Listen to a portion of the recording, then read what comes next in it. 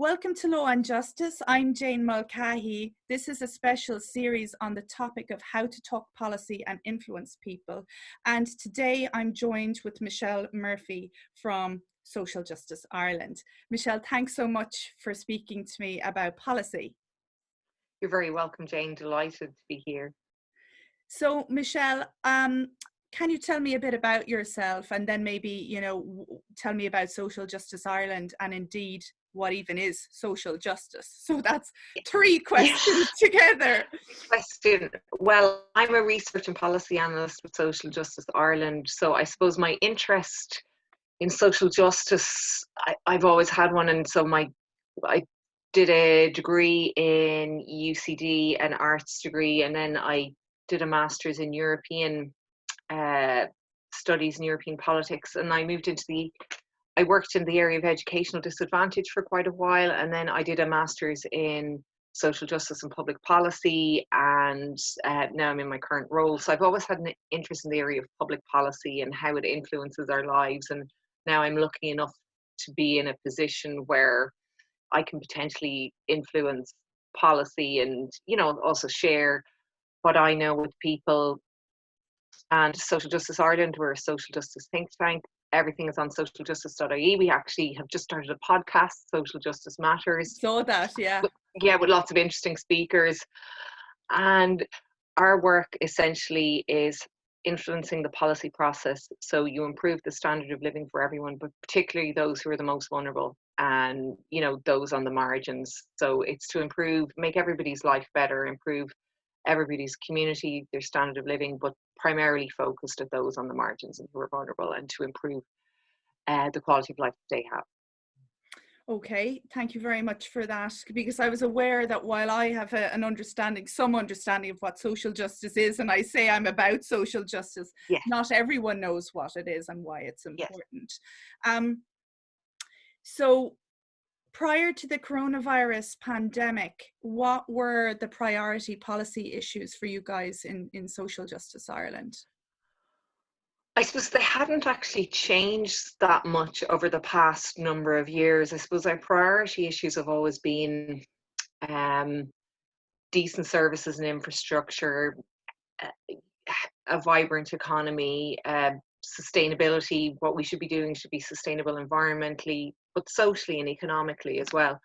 That people can participate in society, that they feel like their voice is heard, and that a just and a fair taxation system to underpin everything. So, we would respond to the budget process every year. We'd input into that.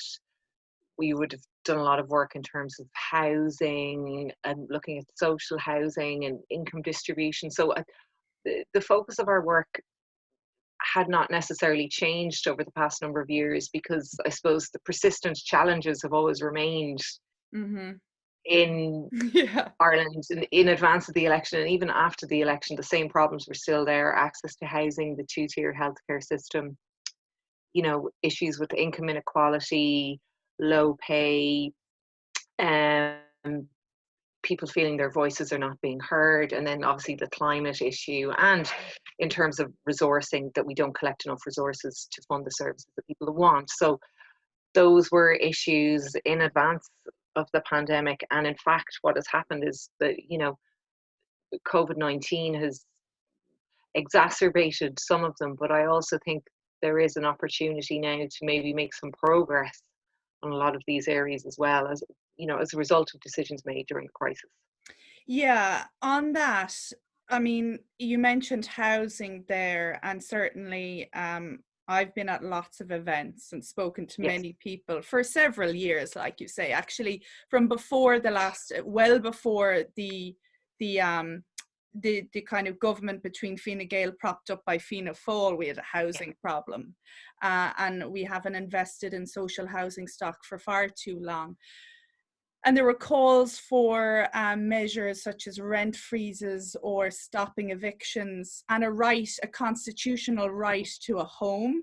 And then there were countering arguments from government and policymakers that no, we can't interfere with property rights because they're in the Constitution. What has the pandemic shown us about the policymaking process in terms of the speed with which we can act when the common good, in this case in the public health arena, necessitates speedy action? It shows that decisions can be made and action can be taken at speed.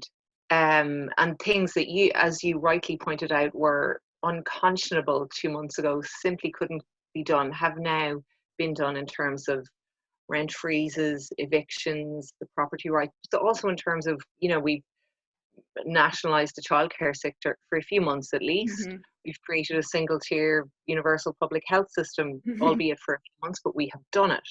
So it goes to show that if there is political will and if there is decisive action taken, you can make progress. And I think we have all seen that now. So I don't think once the worst of the health impacts of the current crisis are over, there'll still be significant social and economic impacts, but I don't think people will accept anymore that you can't take action, because people have seen that you can. Yeah. So I We've think seen that's it, where we our won't forget. opportunity lies. Yeah. They won't forget. That's where the opportunity lies, really, to make progress and to build on some of the decisions that have been taken. Because I suppose from a policy making perspective, there's an opportunity, but also I think from a political perspective for parties, there is an opportunity, because people have now, as you say, we have had the time to sit and to think about what is important and what isn't important. Mm. And I think the value of community work and the work that community organisations are doing all over the country in terms of working with the state to reach vulnerable people, providing vital services, in terms of the jobs that are now vital in terms of healthcare, but also the people who stock the shelves in the supermarkets, the delivery drivers, the people who collect our bins. Those have become vital, essential roles for us in this time. So I think everybody has had time to reflect on what's important. So politically, I think now there's a real opportunity to, I suppose, rethink the structure our society is based on, and rethink what sort of society we want, not just for current generations, but for future generations. Yes, indeed. One of the things that I've put out on Twitter a few times before this pandemic was, it was before the election actually, that wouldn't it be nice if we could have a politics of stress reduction and connection, rather than stress manifestation through cutting social supports and making it really difficult for people to just survive, let alone thrive, but just to get by. Yeah. We're all living through immense stress and uncertainty right now. But do you think there is potential for whoever forms the next government, once the current crisis abates somewhat or becomes more manageable, to try and look at ways of reducing stress for greater individual and communal health? I think so, because the one thing it has shown us is that it's those countries with decent public services and infrastructure are the ones that, despite the devastation this has wreaked, are best placed to weather the storm. And we are in a privileged position in this country. We all know the problems we have with our public services and infrastructure, they remain, but we're in a privileged position that we actually have them in the first place. Mm.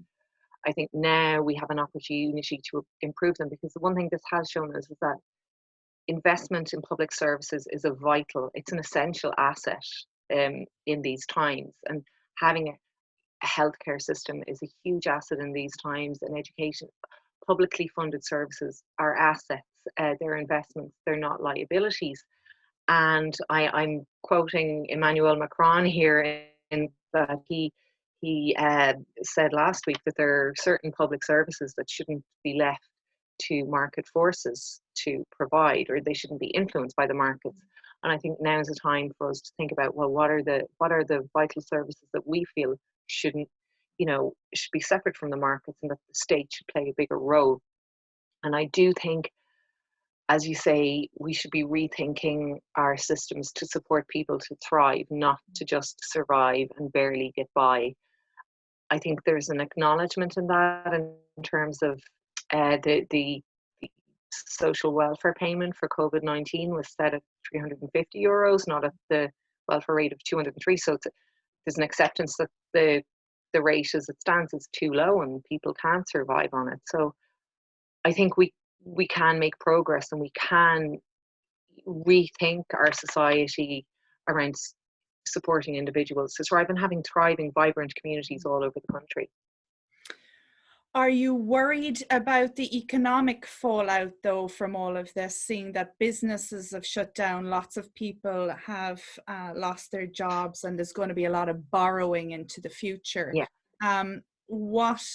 What potential dangers are there in terms of investing the needed money into our public services, do you think? I mean, yes, the economic cost has been huge. I mean, we've lost more jobs in the past number of weeks than we lost in 3 years during the recession. Because we've lost them so quickly, and it's the same the world over. It's been a huge immediate shock. Yes, we will have to borrow. We're in a very different position than we were in 2008. The yield on government bonds is 1% or less. We can borrow at very low rates. I think we're seeing more European solidarity than we did in 2008. I mean, there's still challenges, but I think the European Union really needs to show social solidarity with its member states, either via Eurobonds or mutualisation of debt, or the European Central Bank supporting member states in terms of access to funds and borrowing in other ways. So, I mean, yes, we have to borrow, but if we look back to the 1940s, in 1942, the Beveridge Report, which is the bedrock of the welfare state, was published in the UK at a time of immense human, economic and social devastation. We had the Bretton Woods Conference, the United Nations was established. So at times of great stress, we can actually make great change and great strides. And I don't think that we should get caught up in the issue of the economics issue and the debt issue, because ultimately debt is always political. Mm-hmm. And to the extent as to when it has to be repaid, and the yields on debt and so on. And at a European level, I do think there needs to be some support with that regard to member states. And I think for us, it gives us an opportunity to rethink our own economic structure, because the problems that I mentioned, the problems that were there before, will be there after COVID-19. So we need to rethink, well, what sort of economy do we want to support the type of society that we want? And the economic devastation for those people and who've lost their jobs and the businesses that won't return will be huge. And we have to support those people and continue to support them. I was watching a thing on NBC the other day where the mayor of Chicago was talking about the differential impact of COVID-19, with I think it was 72% of all fatal cases involved African Americans. And she was just talking about the grotesque health gap that has existed long before COVID-19, with high maternal mortality rates in pregnancy and just shorter lifespan and a more stressful way of being in your body, I guess. And I know Michael Marmot has also talked about the health gap in other countries in the UK and the social determinants of health. With our own traveller population in Ireland, today is Traveller and Roma Day internationally, I think. Yeah. And some of the tweets have been about the very poor outcomes that our travelling community have in relation to health, education, employment, housing, 85% of people unemployed at the best of times, racism. What can we do as a society, do you think, to raise awareness and to actually get people who are not travellers to care about these issues and to understand that it's not okay to have members of our community suffering?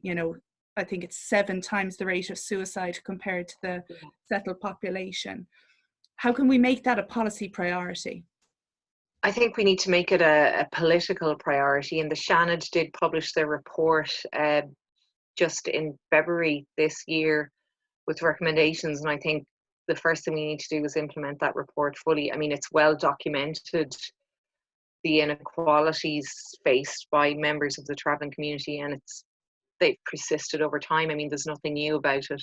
And as you say, the reality of the current crisis in terms of COVID-19, it's actually exacerbating inequalities that already exist, both in terms of education, healthcare, income, access to services, and that's both nationally and internationally. So I think and it being Traveller and Roma Day, I think the very first thing the new government should do is implement the recommendations of that report.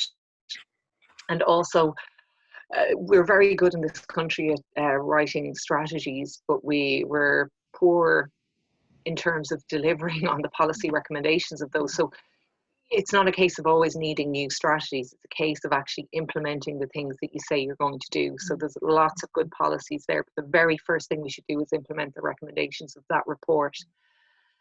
Because we have a duty to support people in our communities, and we have a duty to make sure that people are entitled to cultural respect, that people can participate, that they, access to the minimum floor of income and services that we all take for granted. And I think as a society, we shouldn't accept that there are members of society who have incredibly poor outcomes. So I would say, given that hopefully in the next number of weeks we're going to have a new government, that despite, this was the larger public service issues that we're discussing, that we mustn't lose sight, as you say, of the very poor outcomes for travellers, and we need to really make it a policy and a political priority.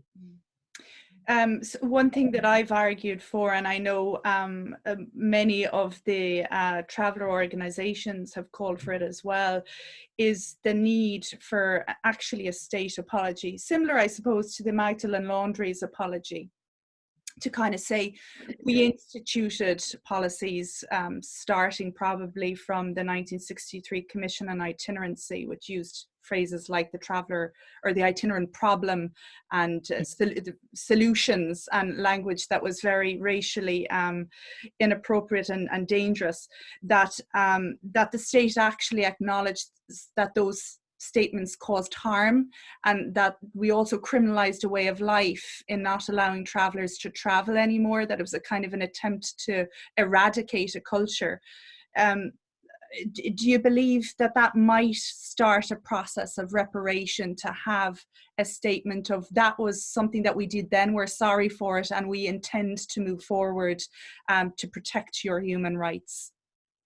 I think certainly an acknowledgement of mistakes made in the past, or policies that at the time perhaps were considered, perhaps the implications of them weren't fully thought out. I certainly think there needs to be an acknowledgement of the difficulties faced by that community over decades, and that could lead into then a commitment to actually implementing policies so that we will see some real change in terms of outcomes for travellers, in terms of employment, in terms of health outcomes, in terms of access to services, in terms of being integrated fully into our community, integrated in terms by where we listen to what they have to say, and we respect what they have to say, particularly I think in the process, the political process at locally and nationally, so they're fully integrated in their communities, and in terms of public participation networks, engaging with local government, engaging with national government, engaging with policy, that we listen to what they have to say and we listen to their own recommendations, and we commit to improving outcomes for that group. I think that would be really important. Yeah. One of the reasons why I personally think it's important is just from the perspective of trauma being a relational rupture, and that this is a form of cultural trauma that we visited on a small portion of our population, that trying to make repair is important verbally as well as in action. We met for the first time just recently, Michelle, at the UCC ACES Symposium, so the Adverse Childhood Experiences Research Symposium in January. And you spoke very powerfully about the role that research has and evidence has, or should have, in shaping public policy. Why do you think academics should engage more with the policymaking process? I think academics have a huge role. They engage in research. They provide the most up-to-date research for us on a variety of issues. And I think one of the roles of academia and research should be to inform policy.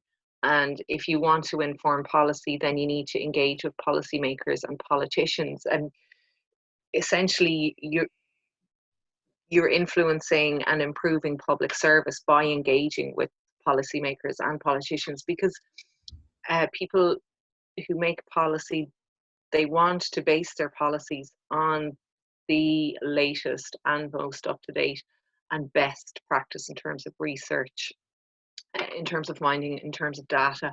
We get that from academics. So I think it's hugely important from a policy perspective and also from a social justice perspective that academics engage in this arena. And why do you think plenty of academics don't actually engage with politicians and the policymaking process? Or maybe I'm wrong, maybe they do, but my sense is that they don't. I suppose some of it would go back to, I imagine, I think we're almost in an era now where, and I'm referencing the Brexit referendum here, where there was almost a campaign against experts. Right. And facts and truth that they couldn't possibly be right. And I think there's certainly an element of that, but I also think it goes back to perhaps the crash of 2008 and the cuts that were made in terms of education, particularly at third level. The majority of that funding hasn't been restored, and I imagine many academics are in precarious work situations, and they're barely treading water. But I do think it's vitally important for us all and for communities across the country that it's academics and experts who have access to the research, who generate the research and the data. They engage with policymakers and engage with politicians. And when it comes to policy, a lot of times you're not going to agree with each other, but you can have the discussion, and you can influence somebody's thinking, and maybe they won't agree with you now, but maybe in a couple of years' time they will come around to your way of thinking, or maybe some of your findings might influence what the policy that is eventually signed off on. So I mean, it's a two-way street, but I do think it's really, really important for us that we have experts and academics engaging with policy and politicians. And I know a challenge can be for politicians that they're running for elections, and the electorate might not necessarily be interested in the latest research, and perhaps this research is going to influence national policy, but in a way might be difficult if somebody is running for election to sell locally. They're saying all politics is local. Yeah. But at the same time, elected politicians are there to represent us. They're there to legislate for us, and the majority of them do want the best information, the best resources in order to inform their decision making. Do you think some reluctance maybe from academics as well, aside from the fact that, as you adverted to, the work situation has changed and there's more stresses in terms of admin maybe, and not enough time even maybe to engage in research some of the time, or as much as people might like? But could there also be maybe a fear on the part of academics that if you become relevant, if you put your head over the parapet, or kind of say, I'm here, I'm stepping into the arena, to kind of use Brene Brown and Teddy Roosevelt saying, look at me, but I'm here, I dare to be counted, that there are risks with that, because you might just get it wrong, or it could be manipulated, or they might take some of it but not all of it, and unintended consequences perhaps. And yes, I think that is almost definitely the case. I mean, not only are you standing up, and perhaps you might be a dissenting voice, for example, or your research might come up with different findings, and research evolves over time, so our findings evolve over time and policies change. But I don't think that should be a barrier to people engaging in the process, because nobody is 100% right 100% of the time. So I do think that's definitely a factor. But on the other side, I think people who are academics, who are privileged enough to work in that position, they actually have a responsibility to engage on on the part of their students, their future students, the people who've been through the university process, and all the members of the broader community, because they are privileged to have access to that information, and also privileged to have the platform so that you can actually engage. And yes, it can be difficult, and yes, and I suppose in the times that we're in, and social media, and the almost immediate distrust in certain quarters of experts, and that people seem more concerned with finding fault with your findings than actually listening to what it is you have to say, or actually engaging in what those findings mean. It can be a challenge, but I do think it's so important that academics do engage in this process, because from a policy making perspective, from my position and our organization, we rely on the research of academics and institutions to support our own positions, to inform our thinking and inform our positions. So, it's not just politicians and policymakers in the sense of in the public or civil service, but also all those organizations all over the country engaged in this kind of work rely on academics and research and thinking and sort of policy proposals or recommendations from academics to inform our own work. Yes, indeed. I mean, certainly I used to work at the Irish Penal Reform Trust. That was a tiny little organisation. I spoke to Finn and Canada yesterday. There was only 4 full-time staff and a few interns. So one of my jobs when I was there was to write to academics and say, we're interested in all these topics. Would any of you like to actually do any of them? And I only got 1 or 2 responses. In fact, from my current supervisor, Fiona Donson, said, we're interested in children of prisoners. I'd like to research this area. But there is only so much that any small organization can do itself. So to have these allies and as you say, to be building evidence and gathering voices of lived experience or whatever it is, gathering statistical data, it's also valuable.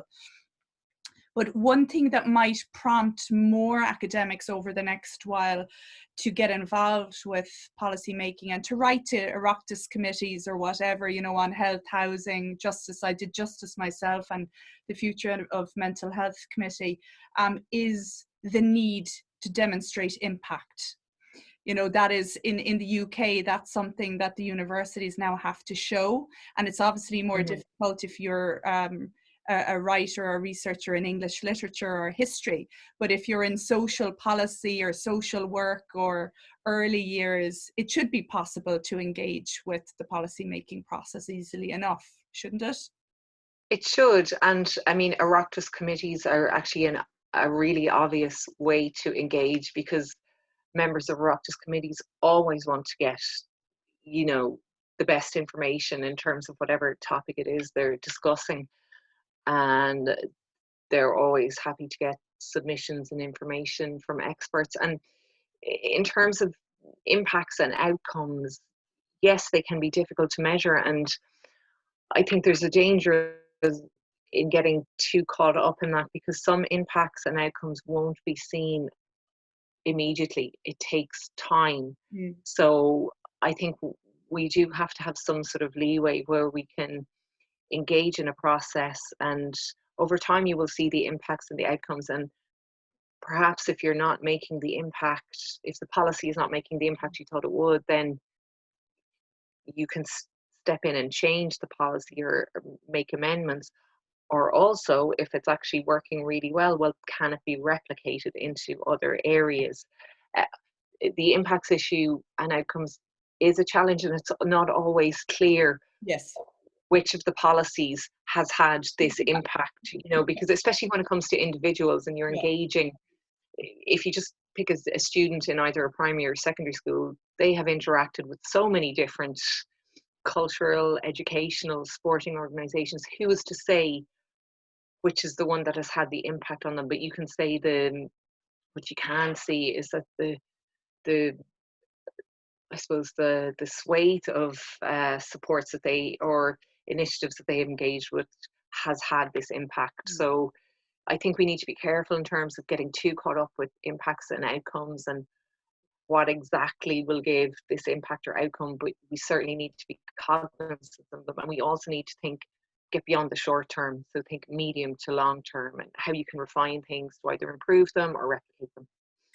Absolutely. I suppose what I was thinking about there, though, from the academic point of view, is to just even say, I suppose, I engaged with this committee, I did these briefing notes, and that in itself is at least an attempted impact. Because if I'm writing fascinating, really long, complex academic papers that are intended for an academic audience, I might need to change my way of communicating to have best impact with policymakers, for example.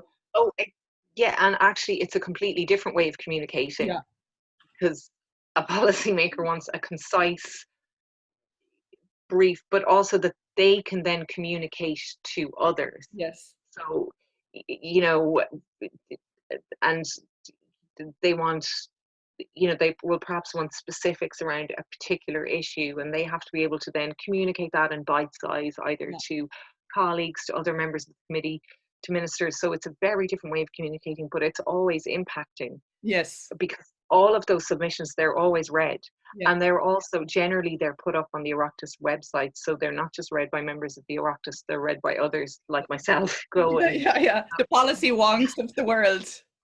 But it has a wider impact, I think, than people actually realize. So, and I think it's a really good exercise for researchers and academics to engage in that sphere, because you really have to reorganize perhaps how you're communicating. Yeah, you boil it down to the two-page briefing note for the politicians, and the maybe 8 or 10-page position paper for the more serious policymakers in the department, perhaps. And then if they're really interested, they might read brilliant papers.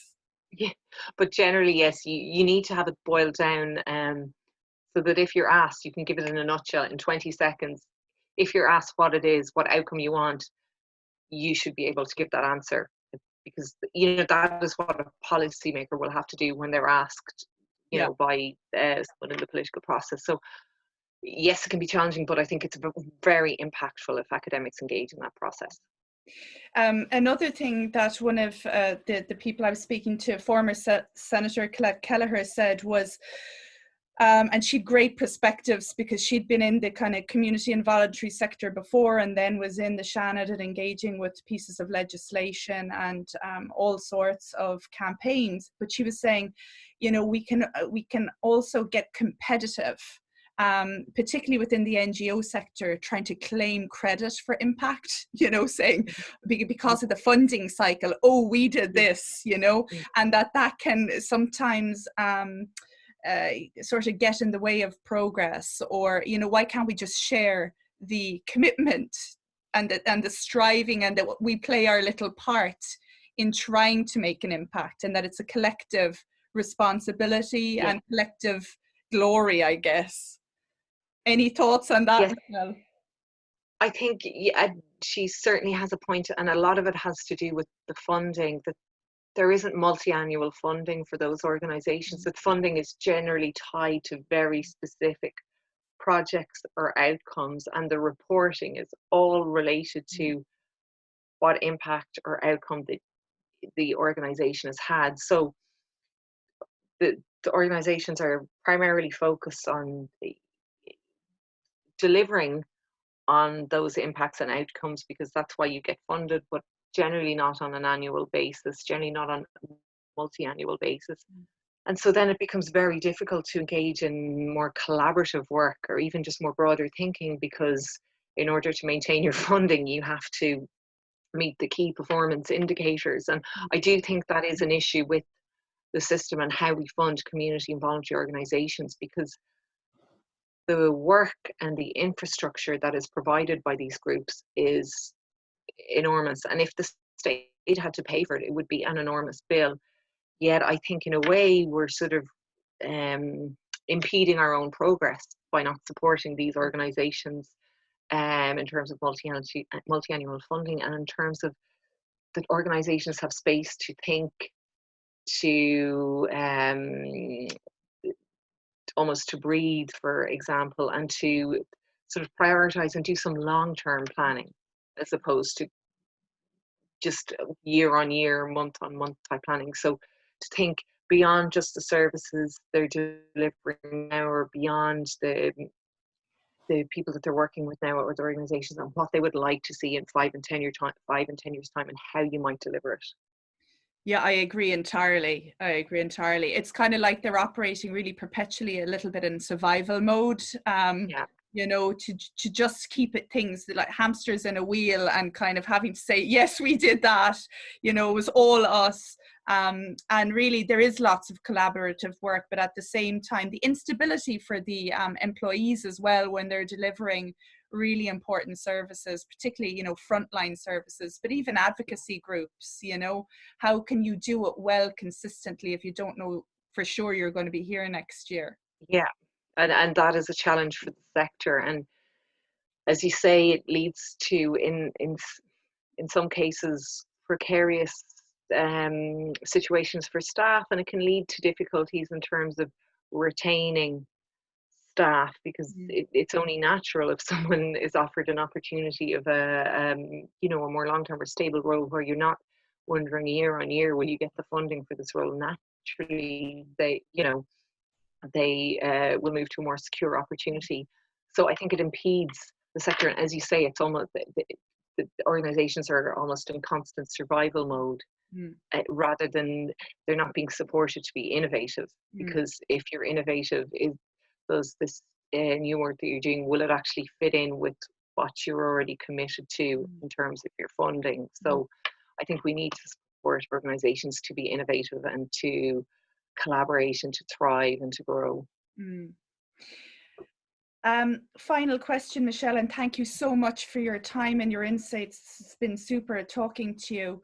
Aside from NGOs and academics and the community voluntary sector, who should policymakers listen to when they're developing social policy, and why should they broaden their stakeholder base, if they should?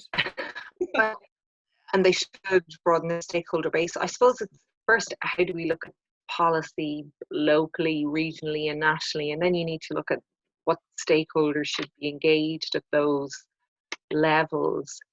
I think there's obviously the community and voluntary sector, you have environmental organizations, you have public participation networks now, you have employers, you have unions, and you have farming or agricultural organizations.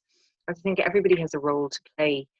I think now it's going to be more important than ever, beyond COVID-19, you know, the whole transition and just transition, our climate obligations, the changing nature of work and what that will mean for different communities and different areas up and down the country, as you know, automation impacts on employment. I think we're going to have to look at how you configure a process where you can hear everybody's voice, and that everybody can, you know, discuss issues based on evidence, because these sorts of discussions, they're consensus based. Not everybody is going to agree, but at least if you're discussing something based on evidence, you can come to a conclusion that's generally acceptable to everybody. And all the research shows that if people are involved in decisions that affect them, they're more likely to take ownership of the outcomes of those decisions. So I think the first thing, or one of the things we could do, is make well-being a policy priority, and how you look at well-being across all different areas. In New Zealand have kind of been to the fore in this in terms of well-being budget, but what can we do at well-being? Both in a local level, we have the, you know, the local economic plans, for example. Regionally, how can we work well-being into outcomes for people, both environmental, economic and social? And nationally, how do we embed well-being into the policy process? And I definitely think that's something that we will have to consider, you know, as we move into a very different future.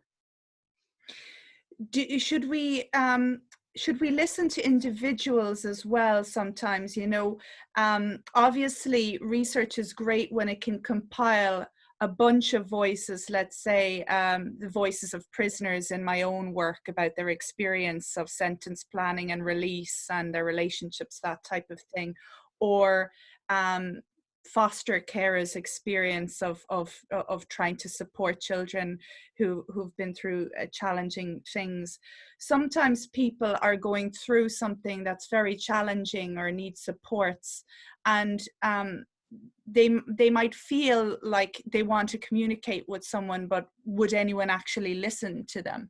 Do you think there are benefits for individuals to actually write to their local representatives? I know they do sometimes to ask for services, but to actually explain their experience of, let's say one young man I met had been through the care system and mental health system and had some perspectives on what would have helped him as a young teen going through that process.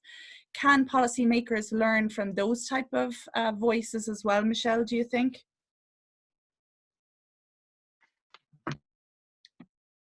I lost you briefly there. Are you back? Yes, I am. Yeah, it just kind of, I think it's the internet connection, so I don't know whose end it was, but Yeah, probably not to here. worry anyway. We're living through technological overload as well. But do you think there is something to be gained potentially? I mean, not that everyone's story can be acted on or inform policy all of the time, but just to be receptive to Oh, lived experience stories I think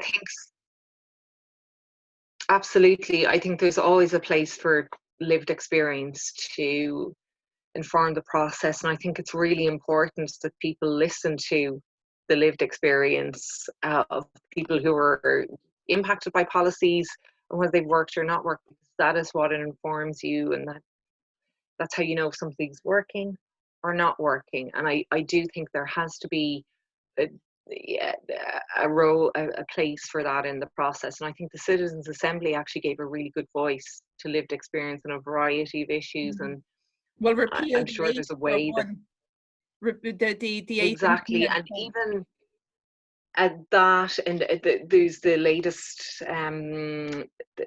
discussions around gender, but even the climate report and the reports they've done, they've managed to engage with all stakeholders, but they've made sure that people's lived experience has been heard, Mm-hmm. and has been central to their output. So I do think it certainly has a role to play in the process. Okay. Michelle Murphy from Social Justice Ireland, it's been a pleasure. Thank you so much for talking to me. My pleasure, Jane. This was Thank how to you. talk policy and influence people, and you certainly are doing stellar work at Social Justice Ireland to get the policymakers to listen. Sometimes it can be slow and disheartening, but then sometimes it can be done in the blink of an eye, and Yes. be holding on to that and remembering that with our long memories. But thank you for your work, and it was fascinating to hear about the various things that you've been involved with and done, and your ideas for the future. Thanks so much. Jane, thank you very much. It was my pleasure.